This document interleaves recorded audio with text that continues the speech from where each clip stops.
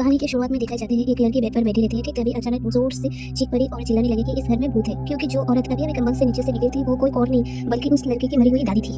इससे सिर्फ एक दिन पहले ही पूरा परिवार इस आलीशान विले में रहने आया था। दादी एक गंभीर बीमारी से जूझ रही थी, फिर भी परिवार के हर सदस्य को महसूस हो रहा था कि उनके साथ कुछ तो अजीब हो रही है। एना और जैक ने दोनों बच्चों से कहा कि वो अपनी दादी से मिले, लेकिन जैसे ही जेनी ने दादी का हाथ पकड़ा, दादी ने अचानक उसका हाथ जोर से पकड़ लिया। ये डरावनी चीज देखकर पूरा परिवार घबरा गया। काफी मुश्किल से सबने दादी को शांत किया और जकर ने जेनी का हाथ छोड़ा।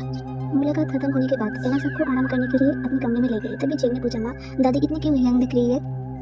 कुछ देर बाद जेनी भी कमरे में आ गया था, लेकिन हैरान की बात यह है कि जो जेनी अभी अंदर आया था वो अचानक गायब हो चुका था। अगले ही पल में जेनी दरवाजे के पीछे से निकलकर जेनी को डराता है, लेकिन जेनी को तो गुस्सा आया, लेकिन उसने कुछ नहीं कहा क्योंकि उसे लगा था कि जेन सिर्फ मजाक कर रहा है। लेकिन उस रात जेन ने देखा कि उसकी खिलौने वाली कार अचानक गायब हो गई है। पूरा परिवार उसे खोजने में लग गया। तभी दादी के कमरे से कुछ अजीब आवाजें आने लगी। आवाज सुनकर जेनी धीरे धीरे कमरे के अंदर गई। आवाज का पीछा करते हुए उसने बिस्तर के नीचे अपनी खिलौने वाली कार मिल गई, लेकिन जैसे ही वो कार उठाकर बाहर निकलने लगी, जेनी की चीखें सुनते ही एना और जैक दौड़कर कमरे में पहुंचे और किसी तरह दादी को वापस बिस्तर पर लेटा दिया गया। के बाद एना की बेचैनी और बढ़ गई। उसने तय किया कि अगली सुबह सबसे पहले एक तांत्रिक को बुलाकर घर की जांच करवाएगी। लेकिन तांत्रिक को आने से पहले ही उसी रात जब जेनी गहराई नींद में थी, उसने अचानक अपनी दादी को कमरे के एक कोने में रखी हुई झूले वाली कुर्सी पर चुपचाप बैठे हुए देखा।